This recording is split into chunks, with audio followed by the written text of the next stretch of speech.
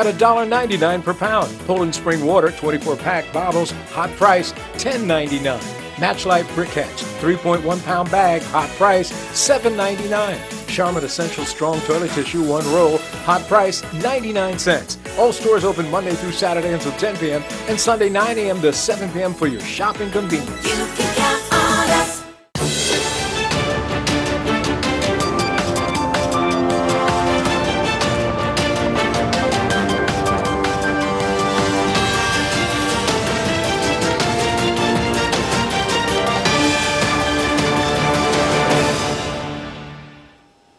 You're watching Bermuda Tonight. It's Wednesday, May the 15th. I'm Jasmine Patterson, and thanks for joining us. T.N. Tatum Middle School will undergo a full-scale health assessment to determine whether it can be reopened to students in September. Plus, Elliott Primary, not the only public school plagued by low enrollment numbers. Education Minister Diallo Rebane at a press conference today provided an update to the public on these and other issues. According to Education Minister Diallo Rebane, all transferred T.N. Tatum students have settled into the Sands, Delwood, and Whitney middle schools. The decision was made in April to close T.N. Tatum for the remainder of the school term, but now an in-depth assessment will need to take place before students can return in September. During the meetings I held last month with T.N. Tatum parents, I informed them that an assessment of the school building would be conducted to determine the extent of the repairs and maintenance that's required to get the school up to standard. Once that assessment is complete, I will update parents on whether T.N. Tatum will open in September 2019. I have made a commitment to inform all stakeholders about this before the end of school term 3, and I will honor that commitment. News of just 4 students being enrolled at Elliott Primary's P1 year group for September has highlighted a growing problem within the public school system. The low enrollment this year is not an isolated case, as enrollment for P1 across the system was 60 students less than last year. Preschool enrollment was also 60 students less than last year. The conversations we are currently having around enrollment will be ongoing even into the next school year. The minister says due to low birth rate and increased immigration from the island, the enrollment numbers have been steadily declining since 2004. We are mindful of declining enrollment numbers and have begun to look at potential enrollment projections for the next 6 to 8 years prior to this year's enrollment. This data will undoubtedly be critical as we look into the future of public education in Bermuda and its inevitable restructuring as we phase out the middle schools. The minister was unable to tell us which schools, if any, had experienced extreme low numbers of enrollment similar to Elliott. Are there any other schools that have less than 10 students enrolled in the newest cohort of classes? Jasmine, I would have to get back on you on that. There are low numbers across the board, and what we're seeing at schools that typically would see very high numbers of enrollment, their numbers are dipped as well. Probed by media whether the government are at all worried by this growing trend. It's always a concern when Bermudians feel that they need to leave Bermuda to go somewhere else, and that's something that we will address. And the way we address that is by reforming our education system to become the education system of choice. The minister also provided an update on standards-based grading, signing off on negotiations with the Bermuda Union of Teachers on the collective bargaining agreement, and the recruitment process for a new communications consultant for the Department of Education. Categorically untrue. That's how the MP Rolf Commission describes claims made by the political commentator David Sullivan over government's plans for a living and minimum wage. Mr. Commission told us Mr. Sullivan's interpretation that a future living and minimum wage would exclude workers who receive gratuities is not the case. Here's what he told Tarai Tarat. Well, there are interpretations and there are interpretations. His just happens to be categorically wrong, untrue.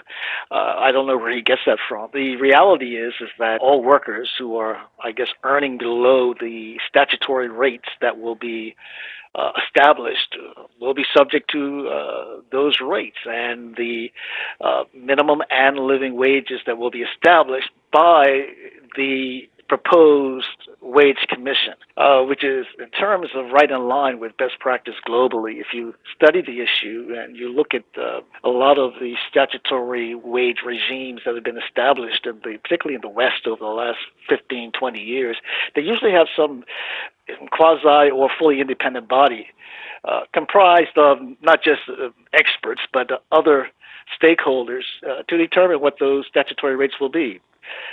The government will bring legislation relatively soon that will establish that wage commission. He also made the remark that government itself is confused over what it means to have a living and minimum wage. No, I don't think the government's confused at all. I think that in this case, Mr. Sullivan was confused, but the government is not confused. Mr. Commission stresses that most Western countries have already established a living wage, including the UK, where the Conservative Party took up the issue. David Cameron, for example, about 5, 6, 7 years ago, came to the table legislatively and implemented what they call a living wage. That was conservative government.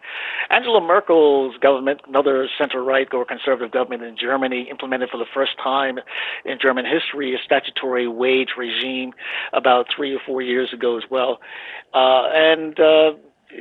It has gone fairly well.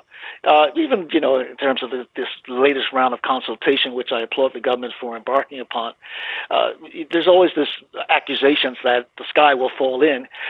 That may be a reflection of conservative orthodoxy or conservative economic theory, but I've yet to see credible evidence that actually backs up that theory in the real world. We've had a significant amount of, again, by conservative and left or center governments, of the imposition of statutory wages and or significant increases to the established statutory wage rates all through the U.S., all through Western Europe, and I've yet to see the sky fall in as a consequence. Mr. Commission stressed that non-unionized and non-college educated Bermudian workers were the most at risk in the absence of a minimum and living wage. The public is invited to attend the final forum on the issue at 6:30 p.m. on Thursday at the Somerset Cricket Club. And we'll have more for you after this short break, including all the latest weather news. Stay with us.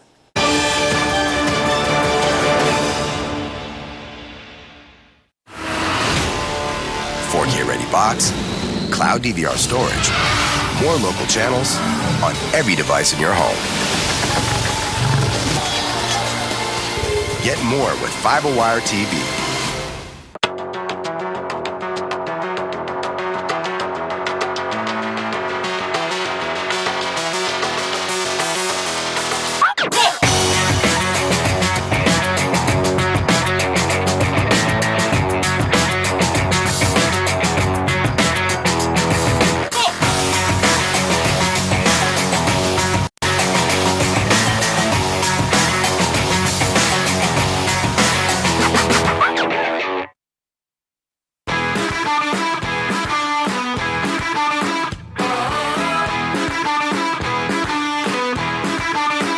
Every home tells a story.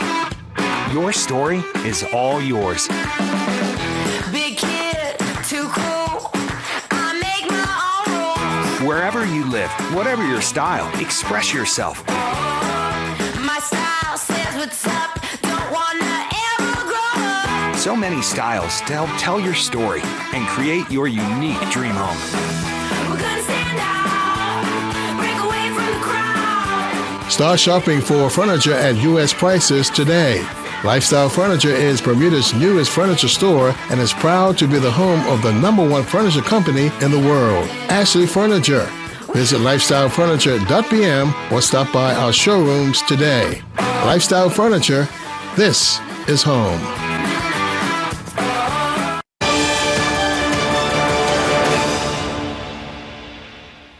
Bermuda needs more liquor license inspectors to carry out routine checks at social gatherings where alcohol is being served. That's according to CADA's Anthony Santucci, who also believes an independent Alcohol Bureau of Control would be ideal for the island. But he remains cautiously optimistic as the right pillars are in place to prevent alcohol-related deaths on our roads. CADA says alcohol or drugs play a part in the majority of road deaths in Bermuda. The anti-drink driving charity has campaigned for sobriety checkpoints and an alcohol bureau of control. Its executive director, Anthony Santucci, weighed in on the newly reformed liquor license authority. It isn't exactly an ABC as we envisioned it in the 2008 report, but it certainly is a step in the right direction. CADA continues to advocate for an independent body with a robust enforcement element with more than one inspector. It's illogical that you have one. You know, we look at the ABC when we talked about it a decade ago of having at least 3, possibly 4. You know, if you think you got, 300 bars, another 600 occasional licenses, you know, the magistrate or the city magistrate says you have to have 1 tip-certified bartender for every 75. Well, who actually goes and checks that? Now, with a more modernized liquor license regime, Mr. Santucci says Bermuda can move forward. There's 3 legs to the stool. There's tips, which we have been doing for almost a decade now, the sobriety checkpoints, and there's an alcohol bureau control. So in theory, if we make all of these work exceptionally well together, we have the foundation really for changing our culture or our relationship with alcohol, if managed in an appropriate way. Early indicators show that sobriety checkpoints are having a positive impact on drink driving cases. Certainly in the early stages, I think the results are that the number of DUIs came down by 4% in the last quarter of last year. That makes sense, quite frankly. We know when it comes to sobriety checkpoints that it usually reduces the number of fatalities by 20 to 25%. At least that's been the results in other jurisdictions. So certainly we hope that that's the result in this jurisdiction. CADA says there are some other outstanding issues that need to be addressed. We still think there should be social hosting legislation, and that's critically important because that holds adults accountable for alcohol that they give minors in a criminal way, and that's critically important as well. So it's a process. By raising awareness on the subject, CADA sees greater improvements in social attitudes towards liquor. The tools are definitely now there. It's just really how we implement them. We know we have an alcohol authority now that potentially has inspectors. We know there's tip certification, so bartenders, servers, managers of bars understand behavior cues, interaction rate factors, BAC, tolerance, and all the other wonderful things that they learn in tips, and they have sobriety checkpoints. So we have the tools. If we apply them consistently in a way that they're designed to work, we really are at the beginning of the very beginning of being able to change that relationship we have with alcohol. So far this year, there's been 1 road fatality per month. 2018 figures show there were 12 deaths and 15 fatalities in 2017. In weather now, slight improvements from yesterday's forecast, as you can see up in our tower cam. Very nice conditions out at the moment, but let's hear from the experts over at the AccuWeather headquarters. AccuWeather is presented by BF&M Insurance Group. We now go to AccuWeather headquarters. This AccuWeather forecast here on ZBM is brought to us by the folks at the BF&M Insurance Group, and we have a nice weather pattern setting up shop for the next few days. We are dealing with a front that is slowly pushing south. There's a weak trough to the north. You can see this extra little area of clouds off to our north. That is a far, far weaker feature on the map compared to the most recent one that produced between 3/4 of an inch of rain and an inch of rain across various parts of the island. As the showers tied to the most recent round diminish, there might be a sprinkle late tonight or tomorrow tied to this secondary little disturbance, but it's not going to be a big deal. We're in the mid 70s, I should say, 74, 75 degrees across the island. Humidity is in the low to mid 70% range, and winds are pretty light at around 7 knots, varying in specific direction, but generally from the northwest at this point. Water temps holding at 76 degrees, and on the inside we have waves around 1 foot or smaller. On the outside we have 3 to 6 foot waves, and we are dealing with improving wave conditions out there. So as we look at the high tide coming up at 6:50 p.m., low tides at 1:10 a.m. late tonight, another high tide at 7:13 Thursday morning, and a low tide just in the early afternoon at 1:24 with improving boating conditions. Mostly or partly cloudy tonight. There may be periods of time when we see a little more cloud cover, and we can't rule out the odd sprinkle in a few spots tonight or tomorrow until this secondary little wave pushes south. We can't totally guarantee a 100% dry day, but the chance of rain is so slim that it's not quite making the cut to reach our forecast panel there verbally or with that icon. So most of the day, partly sunny tomorrow, a nice setup. Futurecast takes the main batch of showers away to the south. You can see there's a little bit of a shift in the wind that'll push on through. And as that fades, maybe a sprinkle in a few spots. Otherwise, high pressure is going to become much more established. And for the rest of the week and into the weekend, we're looking really nice out there. Into Jamaica, 86, partly sunny, a nice setup there. Best chance for showers will be in areas around Barbados and also into places like the Turks and Caicos. There could be a few odd showers into the forecast for Thursday. Trinidad and Tobago running warm, if not hot, but generally dry. By the way, the Pacific hurricane season starts today. No threats out that way. No threats locally either. Gateway forecast for Toronto, nice spring day. New York City warming up a bit up into the upper 60s. Boston seeing some lingering showers, 62 there. Atlanta looking occasionally damp, but a fairly decent day. Turning a little more humid there in due time. Miami scattered thunderstorms, not as hot as it was over the past couple of days. They had record highs on back-to-back occasions on Monday and Tuesday in the city of Miami. And London with a nice spring setup at 64 degrees. So locally, nice boating weather into the weekend. Really pleasant temperatures here, mid to upper 70s. And our next chance for showers may roll in on Monday night or Tuesday as an area of disturbed weather to the southwest may send some moisture in our direction. Back to you. AccuWeather was presented by BF&M Insurance Group.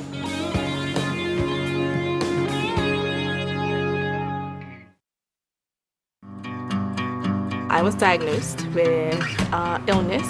Very frightening because my son had just turned 1 and it was the cancer. So I'm young, new baby, and I needed to get the care that I knew would be definitive so that I wanted to be around for him for a very long time. I got in contact with BF&M and BF&M was able to commit at that time to doing at least 50%, so we were comfortable, okay, well, we're gonna go. We got off the plane actually the day of the procedure, and on my way to the limo, my case manager called and she says, Kiana, we got it, you're covered at 100%. And I cried all the way to the office because I was just so happy. The BF&M difference is that I really felt that the case manager really was concerned about my overall care. And because of that, I really appreciated them. I think that personal care, that willingness to listen, and then to work until they were able to get it so that I could get full coverage really made the difference for me.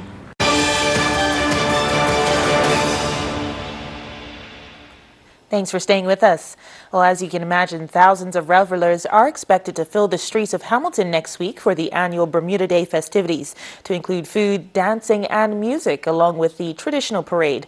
Well, the Bermuda Tourism Authority, the BTA, sees the holiday as the perfect opportunity to connect visitors to the heritage of the day as part of its cultural tourism theme. The BTA's Glenn Jones explained the initiative to Tarai Trot. Ladies and gentlemen. We want to be able to make really all of Bermuda's cultural traditions accessible to visitors. And the most important way we can do that is to make it accessible to them. So we've put together what we kind of describe as access to Bermuda Day, where they get the chance to watch it from atop the new Hamilton Visitor Services Center as the parade is going along Front Street. And for some of them, they might choose the opportunity to actually get into the parade procession. So we think these two vantage points give them an immersive experience that they'll take home with them after having really gotten a chance to experience Bermuda's culture in a very up close and personal way that involves meeting a lot of Bermudians during the course of the day. From what you know, has Bermuda Day been a hit with visitors in the past? Well, it certainly seems to be something that visitors have stumbled across. Of course, if they're visiting friends and relatives, it's not uncommon for visitors to be at the Bermuda Day parade. But otherwise, we haven't found them going in large numbers, just those people who have come across it while they're here. What we're trying to do is get it on their radar actually before they arrive. So being able to put this together and market it, make it bookable online, I think is really what opens up the access for visitors to really have it be an important part of their trip when they're coming to Bermuda. And we did the same thing with the peppercorn ceremony last year. Stadium Cottage, which is located at the main gate of the National Sports Center, has been an eyesore for some time. And as Earl Bazin reports, plans are in the works for changes to the building. This eyesore structure behind me is about to be demolished, according to the operations manager of the National Sports Center, Craig Tyrrell.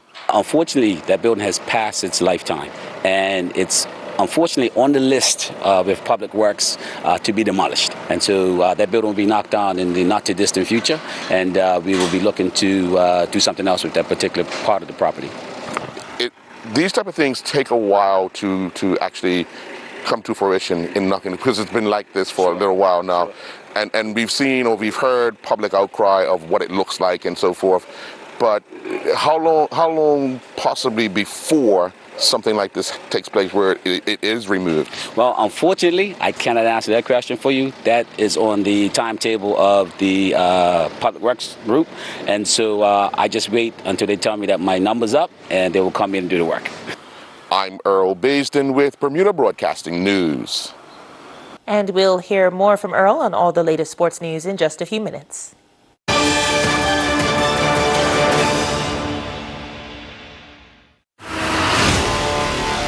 Get ready box, cloud DVR storage, more local channels on every device in your home. Get more with FiberWire TV. Price Rate is your one-stop shop with something for everyone. Household goods for kitchen, bedroom, and bathroom. Aisles of bulk groceries at value prices. A complete selection of fresh meat and produce. And an extensive range of frozen items to cover every meal. Wines from around the world and beer and liquor at discount prices. Visit Price Right at our 2 locations in Pembroke and Warren. There's always something new and always something for everyone.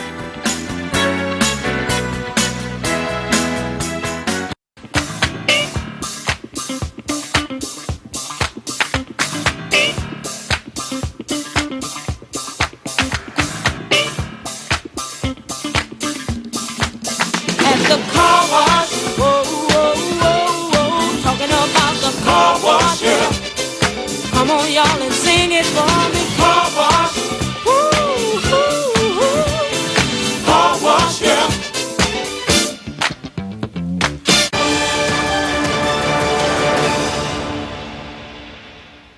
Sport now, and a young Bermudian signs with Watford's football club. Pata Negra, skippered by Andy Liss, has won the Warrior Trophy during the 2019 Antigua Bermuda race, and 84 sailors went to the start line to kick off the FIN 2019 European Championship, including Bermuda's Rockwell Evans. Earl Bazin has the details and more in tonight's sports report. Bermuda youngster Kane Critchlow has agreed with Watford Football Club to sign a 2-year contract for their under-23s. The 18-year-old forward arrives from AFC Wimbledon on July 1st of this year after a successful trial and will join up with Watford's development squad ahead of the start of the 2019-20 season. 84 sailors went to the start line for the start of the FIN 2019 European Championships, including Bermuda's Rockwell Evans. After the first day was called off due to light winds, the sailors took to the waters in Greece and competed in 3 races. Evans came off the water in 60th place with 180 points. Evans finished the first race in 69th before finishing 56th in the second race. He then closed out with a 55th place finish in the final race. Meanwhile, with all yachts accounted for in the 2019 Antigua Bermuda yacht race, Pata Negra, skippered by Alan Liss, has posted the best corrected time under the RIC rules, winning the Warrior Trophy. In a dramatic finish for second place, Expatriate corrected out to take the runners-up spot by 21 minutes over Rye. The college football season may be over, but Devois Whaley and his Arkansas teammates are preparing for next season already. Yeah, I mean, it all starts up front. Just with the big guys up front, the offensive line's been doing a great job. They're getting better each and every day, and they're going to continue to get better, and we're going to continue to get better as a whole. And as far as this off season, I've still been, slimming down, losing more body fat. So that's still going on. But I mean, as of now, I feel great. Work on the National Sports Center grandstand is well underway, with the stadium operations manager, Craig Tyrrell, giving us an update on just what has been going on. So back in March, we actually started the project, which involved us remediating all the metal parts of the grandstand structure. And so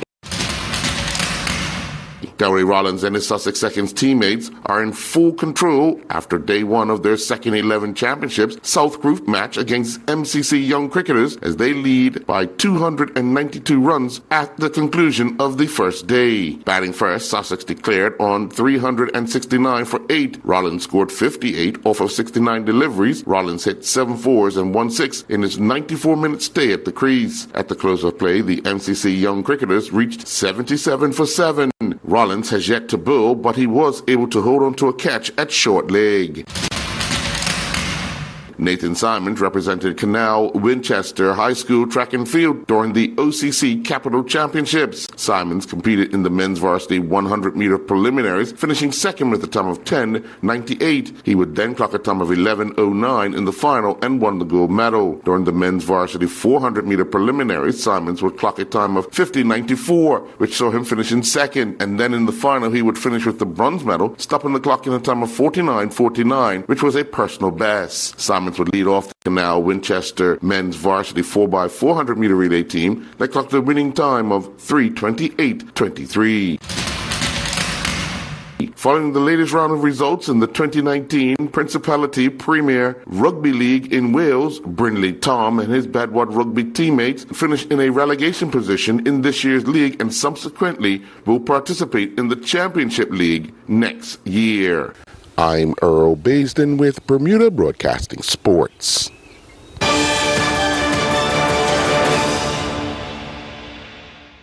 You can count on us. Sweet mangoes, hot price, 5 for $5. Fresh certified Angus beef top round steak, $6.99 per pound. King's Hawaiian sweet hamburger or hot dog rolls, 8-pack, hot price, $5.49. Kraft barbecue sauces, 18-ounce bottle, only $2.39. Kraft shredded cheeses, 8-ounce bag, hot price, $3.49. All stores open Monday through Saturday until 10 p.m. and Sunday 9 a.m. to 7 p.m. for your shopping convenience. You can count on us.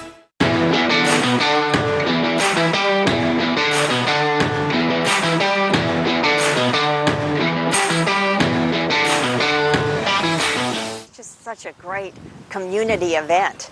And it was such a privilege to be a part of it and seeing it grow.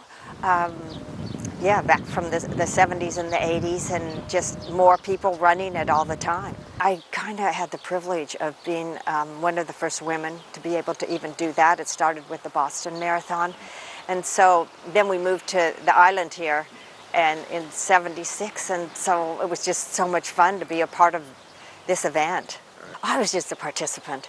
It didn't make any difference. I certainly wasn't going to win or be anywhere near that, but it was great. Both, all the different times that I ran from Somerset and the one time, I was amazed how many people did know me. Don't go out too fast.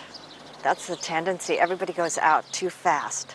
And just don't worry. Don't be on the front line, and just try and go out easily and enjoy. No one would want to hear this, but I did run on an empty stomach, and coffee is what got me through all my runs.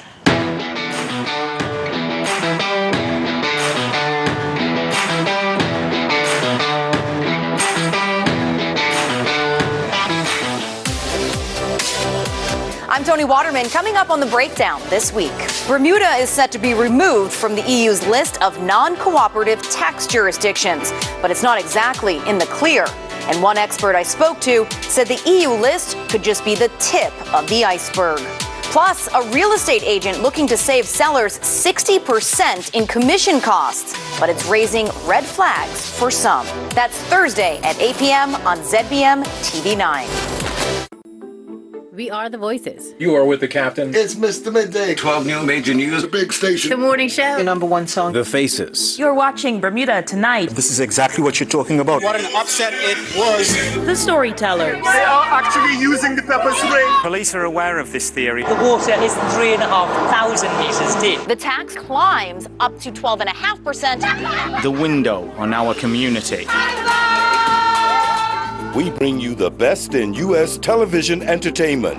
And the greatest sporting events in the world. A brilliant performance from Duffy. We are the island's only Bermudian-owned broadcaster of both television and radio. With the only TV channels that are available over the air in beautiful high definition, completely free.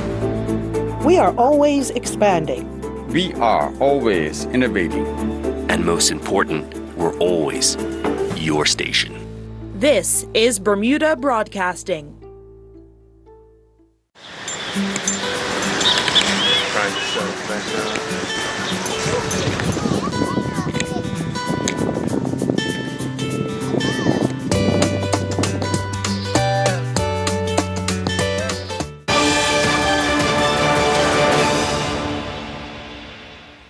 And thanks for joining us this Wednesday evening. I'm Jasmine Patterson. Good night. Jasmine Patterson's wardrobe and makeup is provided by Gibbons Company,